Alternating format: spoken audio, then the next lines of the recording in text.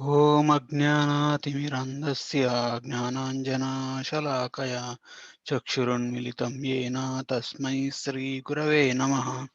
श्रीचैतन्यमनोभीष्टं स्थापितं येन भूतले स्वयं रूपा कदा मह्यं ददाति स्वापदान्तिकं।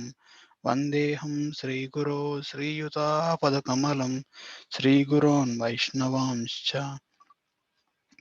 श्रीरूपं साग्रजातां सहगना रघुनाथान्वितं त्वं सजीवं साद्वैतं सावधूतं परिजनसहितं कृष्णचैतन्यदेवं श्रीराधाकृष्णपादान् सहगना ललिता श्रीविशाखान्वितंश्च हे कृष्णा करुणा सिन्धो दीनबन्धो जगत्पते गोपेश गोपिकान्त राधाकान्त नमोऽस्तुते तप्त कांचन गौरंगी राधे वृंदावनेश्वरी वृषभानुसुते देवी प्रणमामि हरिप्रिये वाञ्छाकल्पतरुभ्यश्च कृपा सिन्धुभ्य एव च पतितानां पावनेभ्यो वैष्णवेभ्यो नमो नमः मुखं करोति वाचालं पङ्गं लङ्घयते गिरिं यत्कृपातमहं वन्दे श्रीगुरोन् दिनतारणं परमानन्दमाधवं श्रीचैतन्येश्वरम्.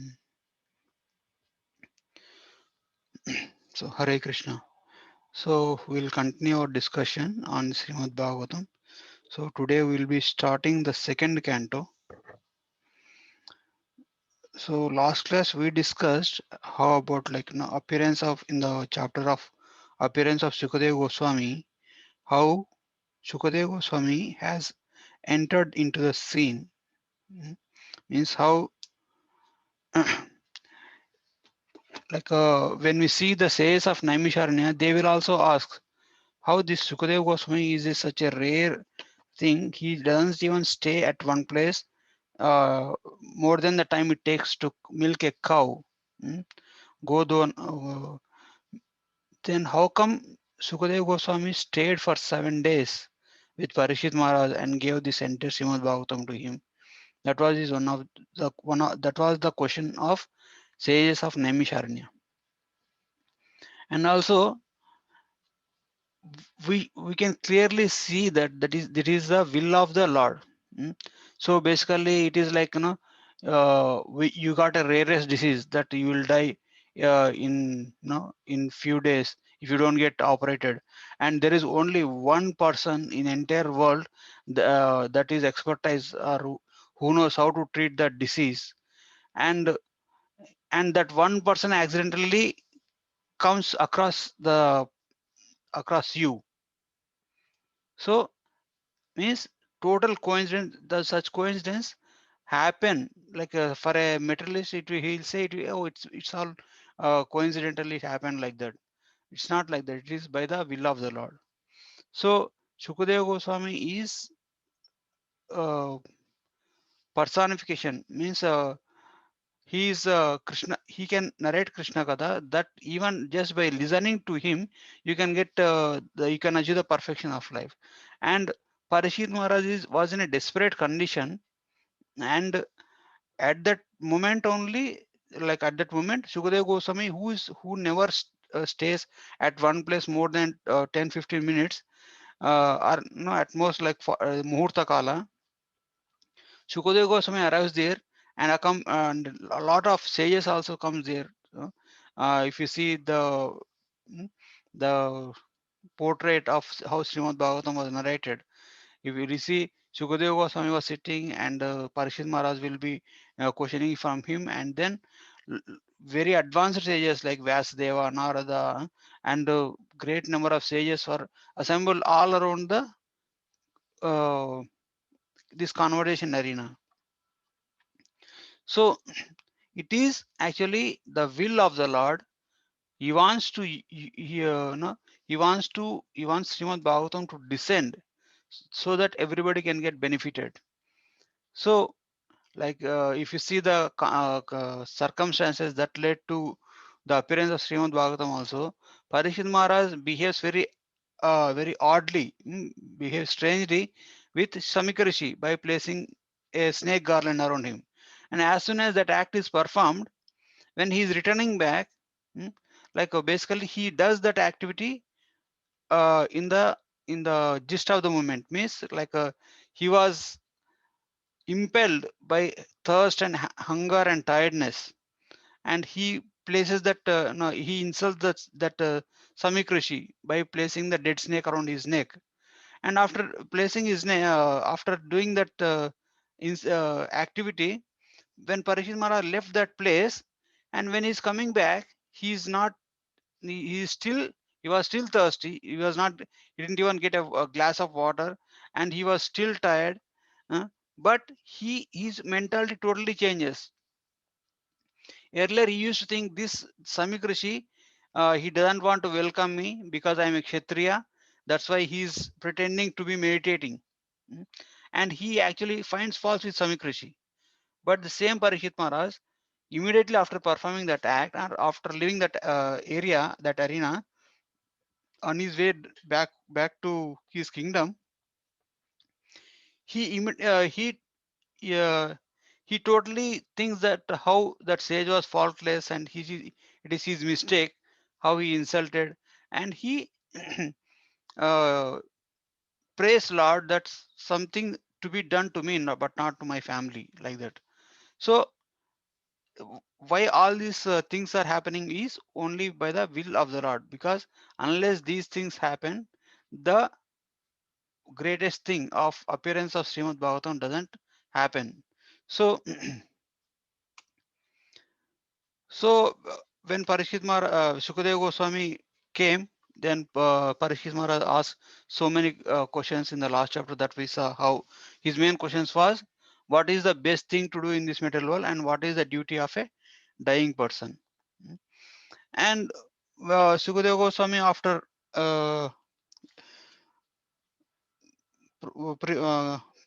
after uh, being properly seated, and after hearing to Parikshit Maharaj, then he starts speaking. So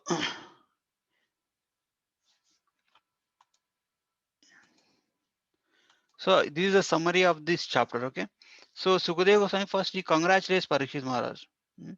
We'll see what is the significance of questions of Parikshit Maharaj, and also then he says, before answering Parikshit Maharaj question specifically, he actually, what Parikshit Maharaj asked the question was, what should be done by the person who is about to die? Mm. So everybody is a dying person, that we all know. And but Shukadeva Goswami says what is not to be heard or remembered, means like first he says don'ts, means we should not do such activity at the end of our life. And also he glorifies, Shukadeva Goswami glorifies Bhakti Yoga, and he gives the example how Katvanga Maharaj has perfected his life in a moment. And then because in this assembly, if you see, there are a lot of sages around this conversation, right? So in this assembly, there are some yogis or some personalities who are not pure devotees, who are like not very much uh, what do you call, following the path of bhakti. Mm. There are actually, if you see in Bhagavad Gita, there are four main ways, main processes, like karma yoga, jnana yoga, dhyana yoga, and bhakti yoga. So for a devotee who is in the line of bhakti, he can release Srimad Bhagavatam. Mm. But when Shukadeva Goswami saw in the audience, there are so many of non-devotees also, and there might be yogis, jnana yogis, or ashtanga yogis, or dhyana yogis, or karma yogis. Mm. When he sees that, then he actually comes a little low, and then he starts from Ashtanga Yoga, how one can purify one's existence through the process of Ashtanga Yoga. And then at the end of this chapter, Parikshit Maharaj again asks few more questions, and Shukadeva Goswami answers them also. So let us move into the chapter now. So Shukadeva Goswami starts with auspicious invocation, Om Namo Bhagavate Vasudevaya, and then he congratulates the question of Parikshit Maharaj. He says, variation वरीयान एषते प्रश्न कृतो लोकाहितं नृपा आत्मवत्सम्मतं पुंसां श्रोतव्यादिषु यत्परा. He says he congratulates Parikshit Maharaj for his wonderful questions. So actually it is said that the questions by a devotee are also very significant questions and answers. If you see entire Srimad Bhagavatam and Bhagavad Gita, it is only the question and answer session in between devotees, and questions itself are as important as the answers, because questions will provoke our thought process, like if we just one person saying and another person listening, it will be very passive, means uh, we will be, we might be listening, but we don't get involved, we don't get ourselves involved into that context, we don't get involved ourselves relevant to that situation. But when a devotee asks questions, then then our mind will start contemplating answer, probable answers, and also we also start thinking in that terms. So that's why when any spiritual discussions happen, question and answer sessions or questions by devotees are as important as the the preaching or the discourse that is given by the speaker. So the questions of questions by sages of Naimisharanya, they are very important. The questions by like if you go into further in this in Srimad Bhagavatam, we will see many conversations coming. We will see conversation between Vidura and Maitreya. We will see conversation between Maharaj Nimi and the Nava Yogendras. Like that, there are many questions, no? And also uh, conversation between Yudhishthira Maharaj and Narada Muni, and conversation between Krishna and Uddhava also happens. So these are very uh, relevant, and these are very uh, important for us, for our spiritual understanding, for spiritual growth also. So first, Parikshit Maharaj, Shukadeva Goswami congratulates Parikshit Maharaj. So it is said that when something substantial has to be achieved, there should be, in a Bhagavatam discourse, there should be a qualified student and qualified master also. So when this combination means when this combination of a advanced devotee who is preaching and advanced devotee who is asking questions, when these two personalities come together, then Bhagavata Katha will be on a higher level. So then first Sukadeva Goswami congratulates, and then he says, first he mentions what is not to be remembered. He quotes the words about the life of a Gruha Medi. So what is Gruha Medi? Gruha means home. Medi is a Medi Stamba. Medi represents Medi Stamba. Medi Stamba means in the olden ages, in order to take out the oil from the grains like groundnuts or sunflower or anything, they used to they used to have a setup where the uh, a pivot will be there, and then around that pivot there is a grinding motor, and one ox was tied to that medistamba, and it will be made to walk around that medistamba. So when the ox or the bull walks around that medistamba, that grinding motor will rotate, and then it will crush and produce oil. So a Gruhamedi is a person who is attached to his house, his family, his business, and his sensual activity, and he performs. He thinks that he has many things to do. mm. It is said that he wastes his time working hard in the daytime, and then in the night he sleep. He uses his time in sleeping or sex life, and then like he actually put strong faith in fallible soldiers, means my family, my wife, my kids, my husband, like that.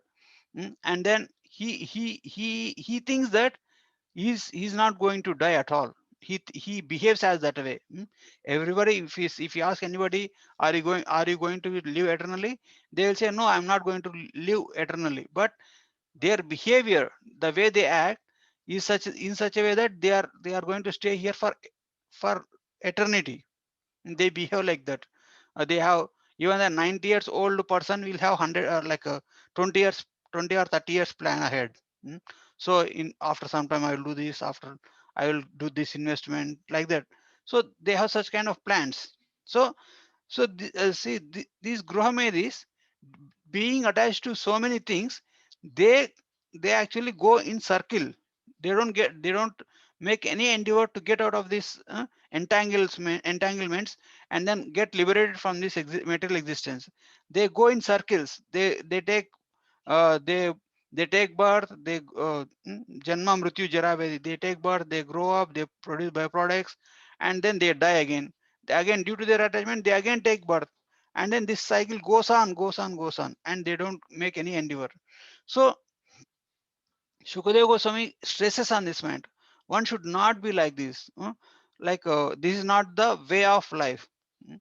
And he actually appreciate the decision that is made, that what Parikshit Maharaj has taken.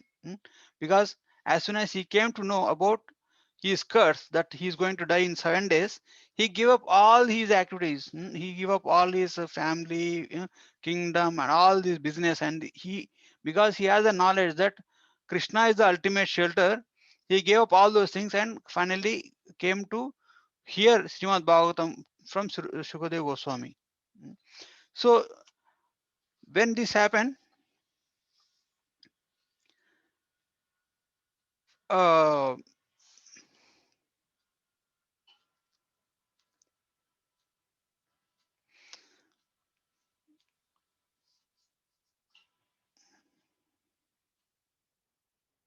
Shukadeva Goswami says, then after saying that, after saying how what not to do, like how one should not lead life like a Gruhamedi, like no, one should actually engage himself. Highest perfection of human form of life achieved through the yoga is to achieved through any process, either through karma, either through jnana, either through yoga, is to remember Lord Hari at the time of death. Antya Narayana Smriti, that is the highest perfection that anybody can achieve. Like any endeavor one may do in this material world, one may do lot of good activities, pious works, anything like that, and one may do any. mm, uh, One may read many scriptures, Vedas, Puranas, Vedanta Sutras. One may read many things, and also one may perform years and years of meditation. But what is the ultimate? What is the best thing? What is the most highest best thing that one can achieve in this material world is Antya Narayana Smriti. Anything other than that is waste of. It's a worthless. So that is the value of that uh, aspect. Means, like if one can remember Krishna at the time of death, is the perfection. Is like he can be anybody. He can be illiterate. He can be a child. He can be a woman. He can be uh, or he can be ordinary person who is not a great devotee also. Uh, but if one remembers at the time of death, mm, like. He can't be, you don't have to be a brahmana, you don't have to be a kshatriya, you don't have to be a sannyasi, or an educated person. But if one remembers at the time of death, if one remembers Krishna at the time of death, means he has achieved the highest perfection that is possible in the human form of life. So that's what is stresses the great sages, self-realized sages, they stress on this point very much. So like there are many kings, there are much very powerful kings than Parikshit Maharaj. There are many pious kings than Parikshit Maharaj. But when Parikshit Maharaj was cursed, and when Parikshit Maharaj decides to fast, or to decides to do prayopavesh until like for the last 7 days, the all prominent sages throughout the universe, they come to the place where Parikshit Maharaj is sitting. Why? Because they all realize that this person has realized the highest goal of life, and he is about to get Srimad Bhagavatam from Sukadeva Goswami. And so that's why they all came. So, and they all agree on this point, that the remembering Krishna at the time of death is the highest perfection that one can achieve. So, and then Sukadeva Goswami glorifies Lord, and then he says, by meditating on the pastimes of Krishna, mm, one because the pastimes of Krishna are so sweet, they can actually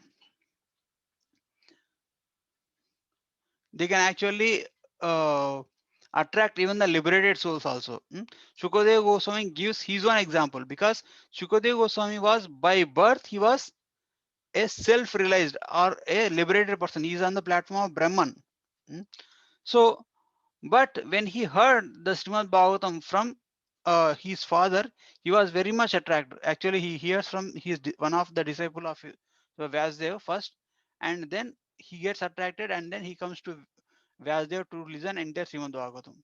So he actually glorifies this Krishna Katha or Srimad Bhagavatam, saying that how it is higher than the Brahman realization, because Shukadeva Goswami was by birth, he was experiencing this transcendental Brahman realization. That's why as soon as he takes birth, he just started walking away from the family life. So, but when he heard that Srimad Bhagavatam, then he become attracted to the pastimes of Krishna. So that's why Shukadeva Goswami is glorifying the Krishna Katha, or superiority of Lord's pastime over Brahman realizations here, because he says that I myself is a living example for you, because I am by birth I am self Brahman realized, but when I heard Srimad Bhagavatam, it attracted me. It took me to a higher level. Mm. So that's why bhakti or the Krishna Katha is on a higher level when compared to even to Brahman realization. So, and then Shukadeva Goswami, then he says what are the results uh, of hearing Srimad Bhagavatam. Why no? He says that no, etan nirvidyamananam ichchatam akuto bhayam yoginam nrupa nirnitam harir namanu kirtanam. If one hears Srimad Bhagavatam, he is actually he is all insecurities, all fears will be vanquished, and he develops unflinching faith toward the Supreme Personality of Godhead. Mm. why why all the fears and all the insecurities are created within the heart of any living entity is due to the due to the fear of losing something which is dear to them. Either it can be material body, or a family member, or a association of like-minded people, or anything, something we are attached to, and we are fearful of losing it. Mm. But when one hears Srimad Bhagavatam, and when he comes to know that Krishna is the ultimate supreme lovable object, and there is nothing much greater than that, when they realize that, they immediately become fearless. And they develop unflinching faith towards the Supreme Lord, and their consciousness become perfectly situated in the meditation on the Supreme Lord.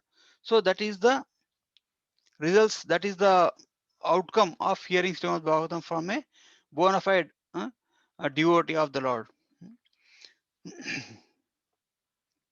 So, and Shukadeva Goswami also says how Hari Kirtan is the topmost anga of bhakti, and assures, and it is the path of uh, success. It is path of 100% success. No, if you make any endeavor in any field, there can be, you may succeed or you may fail. But when once even starts the Hari Bhajan, Hari Katha or Hari Kirtan, his success is guaranteed. Krishna says, right, Name Bhakta Pranashyati, means my devotee will never perish. As soon as a person even starts the process of bhakti, his bhakti credits are eternal. They will retain, they will remain eternal. They will remain indestructible for eternity. And even if a person makes little bit of advancement in this lifetime, if in the next lifetime he will be given a favorable birth, he will be kept in a favorable situation, so that he will continue the process. He will continue towards the goal from the point where he has already left. So in that way, when a person starts Hari Bhajan, when a person starts Bhakti, his success is guaranteed. 100% success. That is the potency of Krishna Katha. So then Shukadev Goswami is explaining all these things, and Parikshit Maharaj may ask, okay, you are saying whatever you are saying is right. No? You are saying that how one can achieve perfection through Harikatha, and you are glorifying Krishna Katha nicely, but I only have 7 days. What I can do about that? Even if I listen to Harikatha, I don't know what pastimes here, what not to hear. Mm, Uh, he like this time has to be spent very selectively. Mm. So when this kind of thoughts came to Parikshit Maharaj, Shukadev Goswami, he actually immediately says, one muhurta lifetime in a proper engagement is better than a long life of not knowing it. Means if you got one muhurta of time, one muhurta means 48 minutes. If you got one muhurta of time and you know how to properly engage yourself, then that is much sufficient. That is more than enough for you to attain perfection of human form of life, rather than a long life, rather than living thousands and thousands of years without knowing it. A tree lives for thousands of years. uh, Like it is said that in California, some redwood trees is there. They were there when Krishna was there. They are even like 10,000 years old trees. mm. So they were there on this planet for 10,000 years. When Krishna was there, they were there. So, but what is the use of such kind of life? There is uh, not much use. They are not that kind of life is not useful for that person, and also for the world in general. So Sukadeva Goswami says one muhurta of life with proper engagement is a better than long life of not knowing it. Mm. So he gives the example of Katvanga Maharaj. So the story of Katvanga Maharaj is like Katvanga Maharaj was a ruler in the earthly planet. So then when a fight between demigods and devatas took place, no, the fight between demigods and devatas in the previous ages, they used to take no in a regular manner. Whenever demigods become whenever demons become powerful, their only goal is to go and capture Sargaloka, or defeat the devatas. So when a fight between the demigods and devatas was taking place, and when devatas needed some support on their side, mm, just like like it can be compared like uh, some terrorist attack and police department is fighting towards them. Demigods are like police department. They are on the side of establishing dharma in this material world, and the other party are like mafia or terrorist. They are like exploiting these material resources for the sense gratification. Mm. So when the fight ensued between the demigods and demons, the demigods needed some help. Mm. So they realized the demigods actually invited Katvanga Maharaj to support them, to fight for them. So Katvanga Maharaj was a very powerful warrior. No, like it happens many times actually. Actually, Arjuna also fights for the sake of demigods, and also Katvanga Maharaj and many. If you see one more, mm, one more devotee, famous devotee, what is it? Muchkunda. He also fights for the demigods. So, so these these personalities, when they go, like it is said that there are different realms, right? Like earthly planet has one time level, one time frequency, and the demigods have another time frequency. Actually, one day of earthly planet, or one day and one night of earthly planet is, sorry, 1 year of earthly planet is 1 day and one night of Sargaloka. So Katvanga Maharaj from Bhuloka, he went to Sargaloka and he fought on the side of demigods, and fight went for some few years, no? Few years or few days. I don't know how much long it went. I'm not sure about that. But after the fight was done, demigods were very much pleased with the performance of Katvanga Maharaj, because Katvanga Maharaj very well defended the demigods and defeated the demons. So they actually gave benediction, like, no, you ask whatever you want, we are ready to give you. So then Katvanga Maharaj says, I would like to, have a benediction of Hari Bhajan. Means my mind should always meditate on Krishna, or the perfection of life. He asked for that. So the demigod says that is not in our hands. The Katvanga Maharaj asks, he wants to go back to Godhead. Then demigod says that is not in our hands. Then Katvanga Maharaj asks, then can you let me know how much time I have left with? Hmm? So the demigods immediately sees the calculates his lifetime and says, you have one muhurta left. Means one muhurta means 48 earthly minutes. In 48 minutes, he has his life will be ending. So then Katvanga Maharaj requests, okay, then at once take me to the earthly planet. Hmm? Because the heavenly planets are not conducive for bhakti. So the demigods, by their power, they takes Katvanga Maharaj into the brings to the earthly planet, and Katvanga Maharaj, hmm, immediately meditates on the supreme personality of Godhead. He gives up all other attachments, and mm, uh, performs bhakti or meditates him on the lotus feet of Krishna. And like it is said that for him to come from the Sargaloka to the earthly planet, he already spent half of the time. So among 48 in the 48 minutes, he spends 24 minutes on his journey. So he only got 24 minutes of time. In the 24 minutes of time, he just sat down and meditated on the lotus feet of Krishna, and he achieved the perfection. He went back to Godhead. He achieved the perfection of human form of life. So that pastime, Shukadeva Goswami narrates to Parikshit Maharaj and says, you not only got one murta, you have 7 days and 7 nights. So you can do much more to achieve the perfection of life. So after saying that, taking into consideration other kind of devotees, other personalities like Ashtanga yogis, jnanis, they have their own conception, right? So here Shukadeva Goswami narrates the process of Ashtanga Yoga. So Ashtanga Yoga also has some significance in the spiritual life. Okay,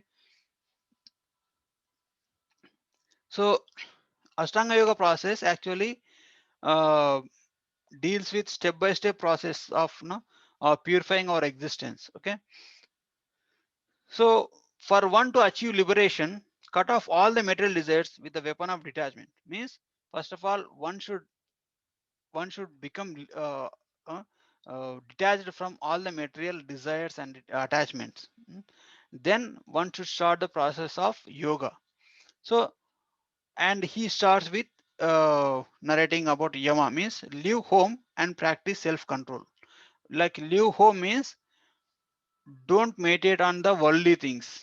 Mm, like we should actually right now, in this age and time, we cannot go to forest and we cannot practice all these things going outside of our um, mm, cities or towns. But because it is also said there is not much forest where nobody can disturb us, not present there. So leave home means like make your consciousness, means actually if for suppose if you are totally involved in something where you are just like if you in a home, if you think that you will not be able to focus on Krishna, then you should immediately leave that place. Mm. But if you are able to focus on Krishna, if you are able to do Shravanam Kirtanam, and you are able to meditate on Krishna nicely, uh, because when we are at home we actually had many attachments at our place. So change of place matters actually. Mm. So when this point of when you want to seriously pursue this process of uh, getting liberated from this material existence, then we should have a change of place. Because when we have this mm, same place where we were materially so much involved, then we our mind will again bring us to that level, so that we'll keep again doing that material endeavor.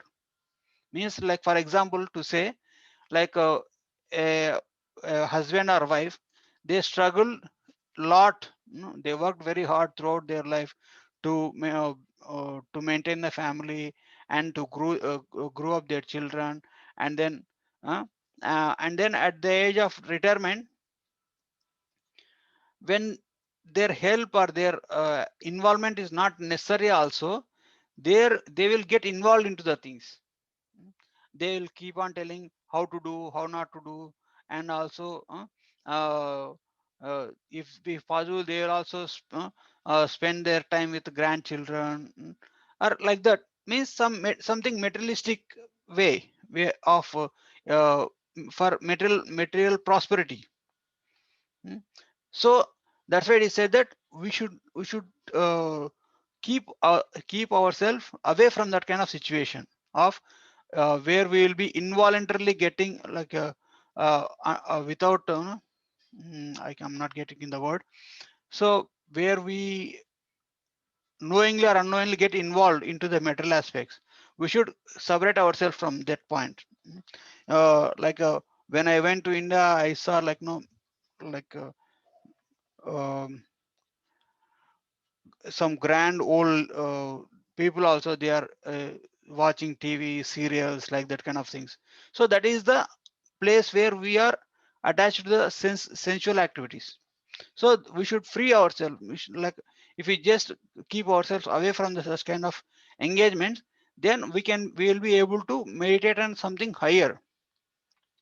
So first, yama means don'ts, means leave home and practice self control, and niyama means what is to be done. Then when you go to a secluded place, when you go to a place where which is conducive for meditation, you should bathe regularly at sacred place and sit down. Then you practice asana, means uh, like this body is compared to a vessel, mm, and our subtle body is like a water in the vessel, mm, and the soul is in the subtle body, right? So for us to meditate on the Supreme Lord, this the water on the vessel should be steady. If we constantly keep moving or no, constantly disturbing our body, then we will not be able to focus very much on the object of meditation. So sit down in a secluded, sanctified place, and then we our then with a proper posture, then our meditation starts. Then remember Om and regularly breathing. Mm. So this is the process of Ashtanga Yoga, because I already told you, Shukadeva Goswami has explained this process, just for the sake of all the just to for just to speak relevant with respect to all the audience present there. Okay, so then remember Om and regulate breathing, and then withdraw the mind from sense objects, and then that is called pratyahara. Then dharana means fix mind with intelligence on Lord's form. Mm. So we sit down, and then you pull back your mind from all the sense objects, and keep your focus only on the Lord's form. And then dhyana means meditate on each limb of the Lord without deviating from the conception of the whole body of the Lord. Mm. It doesn't mean that if you are looking at the feet, you lose whatever is there. You totally lost other aspects of the Supreme Personality of Godhead. So you should have the entire body. We should your meditation should be on the form of the Lord, and and while we are focusing on the form of the Lord, we should meditate on each limb. We should on the each limb of the form of the Lord. Mm. So that is the way, like we take darshan also. We take darshan first. We see at the lotus feet, and then as from the lotus feet we grow and see the waist, and then see Lord's arms, and then finally we see the face of the Lord. So so there we will be seeing each limb perfectly with in detail. That is our meditation as a bhakti yogis, and then completely reconcile the mind in the Vishnu without any other thought. So when we have that kind of thought, no, this actually then that person will enter into samadhi, where he will be without any disturbance or distraction. He will be able to meditate on the Lord without much of voluntary involvement. Means his mind becomes so conducive for meditation that it will automatically uh, remembers or meditates on Krishna's form or Krishna's qualities, nama, rupa, guna, and leelas. So that's what the Shukadeva Goswami explains, how one can achieve the this meditation, means this smriti, like uh, at the time of death. So when Sukadeva Goswami explained this, then Parikshit Maharaj asked few more questions. How dharana means what is dharana? Dharana means fixing mind, fix mind and with intelligence on the form of the Lord. This is very difficult, right? If you sit in meditation, your mind, you may be thinking that I want to focus on the Supreme Lord, but as soon as you think that, your mind will go somewhere else. So, but the Parikshit Maharaj asks how dharana is accomplished. So Shukadeva Goswami answers, after performing the preliminary process of Ashtanga Yoga. So when you perform the preliminary process, means yama, niyama, asana, pranayama, and pratyahara, if you perform all those steps nicely, means you have to reject what are not to be done, and you have to follow what are to be done. And then you have to sit in take a proper posture, and then you have to do pranayama. no? It is said that whenever any disturbance happens in our thought process, immediately our breathing starts fluctuating, because if you become tensed, then immediately our breathing starts like that, very intense, because the breathing and the mind are interrelated. So in the pranayama process, what we do is, by regulating our breathing process, we bring our mind in mind under control. So by then after getting a good hold on the mind, then we'll bring our mind, withdraw our mind from the sense objects. Whatever it is meditating, it is meditating on job, it is meditating on children, it is meditating on family or profession, uh, it is meditating on our body, or physical aspects also. So we withdraw mind from all those aspects, and then we'll be able to achieve dharana. Means when mind is free from all those things, mind will listen to us. Okay, now you focus on the form of the Lord. So so after performing the preliminary process of Ashtanga Yoga, one can meditate on the Lord. Then another question he asked was, what is the bona fide dharana ashraya? Means, okay, you are saying that we should meditate on, what should we meditate on? Hmm? So then Shukadeva Goswami answers, one can meditate on Virat Rupa, the gross material form of the Lord within the universe, made of 7 layers. Mm. So, and then the planetary systems as the limbs of Virat Rupa, and then further representations of limbs and acts of Virat Rupa. That Shukadeva Goswami will explain. Like, no, like you don't have to imagine something. No, actually, you can see the Lord in his form of Virat Rupa, how Lord is involved in, like even this material world is also the energy of the Lord. So meditating on the Virat Rupa of the Lord, one can easily achieve the we can make even the material existence as the dharana or the object of meditation. And then he says how to quickly remove the contaminations of the mind. So then because what contaminations of the mind are what deviates us. Even if you are on the level of dharana or dhyana, our contaminations of the mind will again pull us back into this material existence or materialistic thoughts. So he asks, how can I remove these contaminations of the mind? So Sukadeva Goswami answers by the process of dharana, means by constantly putting endeavor, or abhyasa, means by practice one can easily free the mind from the contaminations. So when Sukadeva Goswami says about the meditation on Virat Rupa, so this Virat Rupa is a bona fide dharana for the neophyte or attached yogis, for liberation. So meditation on any other form will cause his degradation. So this is mainly for the neophytes, means for a person who is very new to the devotional process and he doesn't have full conviction that Krishna is the supreme personality of Godhead, and he is doubtful about, no, he is Krishna. If I take shelter of Krishna, will he be able to?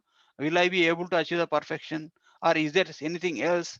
No, that's why if you see some Mayavadi philosophers or some Ashtanga yogis, they say that okay, in the initially you can meditate on some form, and again after then you gradually you have to be able to meditate yourself on nothingness. So that is the neophyte stage, or the yogis with desiring for liberation, or yogis desiring for merging into the Brahman. So such a kind of yogis, they have to meditate on the Virat Rupa of the Lord. But bhakti yogis, they can meditate on Lord's nama, rupa, and guna lila. Nama means the holy name of Krishna, Rupa means Lord's form, guna means the qualities of Lord, and lila means the pastimes of Lord. Any of them we can meditate and we can achieve the perfection. Means we can, by meditating on these aspects of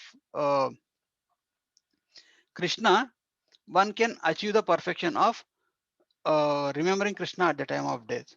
So uh, means, like, basically this is the chapter where Sukadeva Goswami in essence answered all the questions of Parikshit Maharaj. Whatever Parikshit Maharaj asked the questions, what is the duty of a dying person, and you know, and from here again this conversation goes on based on how Parikshit Maharaj puts forth more questions, and how Parikshit Maharaj, Shukadeva Goswami tried to answer them. And seeing the enthusiasm of Parikshit Maharaj, Shukadeva Goswami, even he actually gives his full time, he sits with Parikshit Maharaj for 7 days, uh, and gives the entire discourse of Srimad Bhagavatam. So that is the end of this chapter. If you have any questions or comments, you can take here.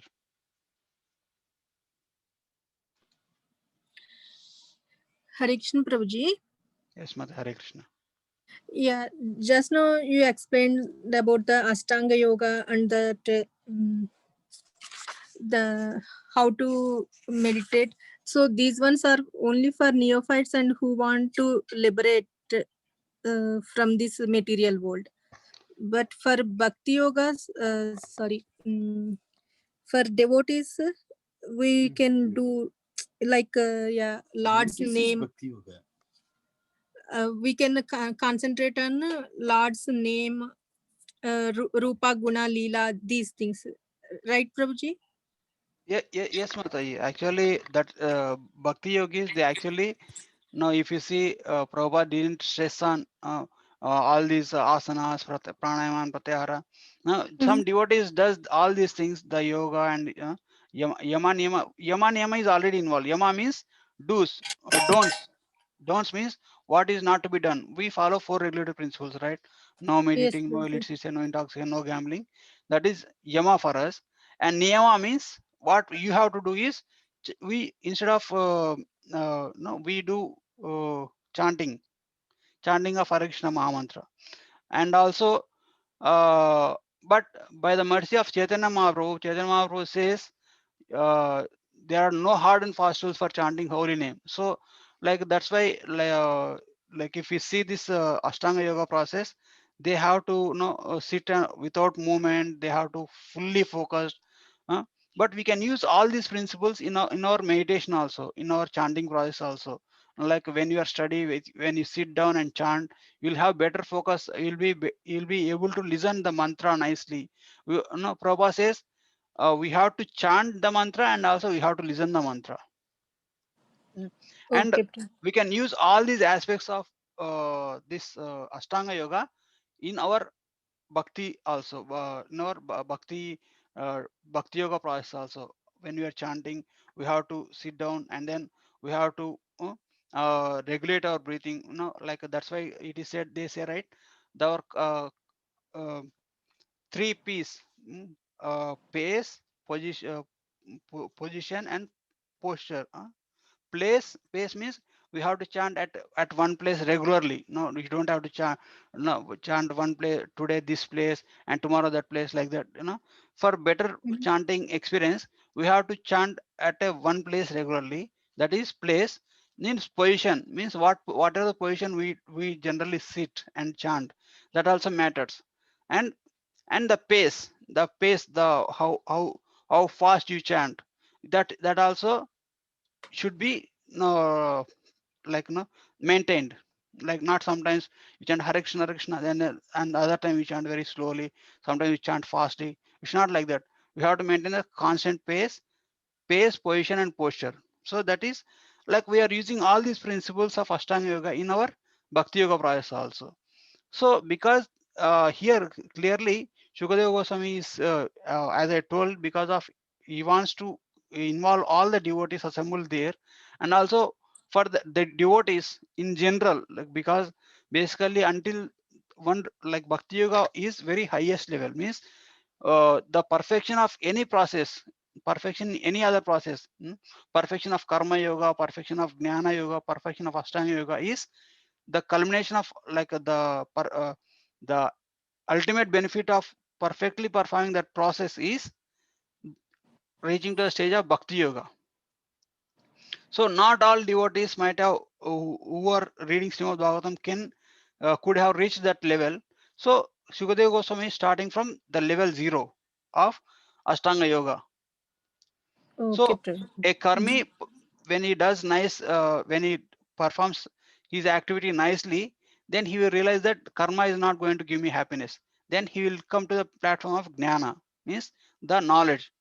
And after he takes up studying, he takes up listening, then that is on the jnana platform. And after jnana platform, then he will start working on himself through the process of Ashtanga Yoga, means controlling his mind and meditating on the Supreme Lord. That is Ashtanga Yoga process. Then he will come to the process of Bhakti, of spontaneously engaging himself in the devotional service of the Lord. So, Okay, Prabhu. Mhm. Sukadeva Goswami is trying to bring everybody who is present there, or everybody who will be reading Srimad Bhagavatam, to gradually bring to the point of bhakti. For them he gave this process, and we can still use all these process in our process of chanting, or in the process of our meditation also. Okay. Thank you, Prabhuji. Sure.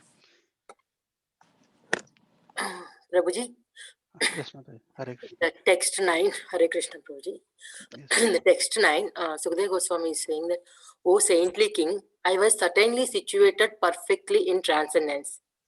Yet, I was still attracted by the delineation of the pastimes of the Lord, who is Mm. described by enlightened verses. Why he is telling that, yet I was still attracted by the pastimes? And No, I already told you, right? Sukadeva Goswami by birth he was Brahman realized. yes, Prabhu. Mm.